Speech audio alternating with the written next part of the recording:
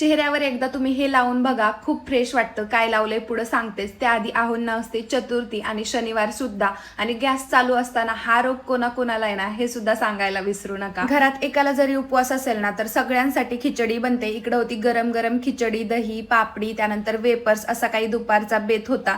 त्यानंतर कोरपड तर सगळ्यांनाच माहिती आहे आणि त्याचे फायदे सुद्धा. तर कोरपड तोडल्यानंतर जे पिवळं पिवळं जेल निघतं ना तर ते आपल्याला चेहऱ्यावरती अप्लाय करून घ्यायचं एक फेस मास्क म्हणून, आणि एक 10 मिनिटं ठेवायचं आणि त्यानंतर चेहरा धुवून काढायचा. बघू शकता खूप जास्त फ्रेश वाटतं. एकदा नक्कीच ट्राय करून बघा.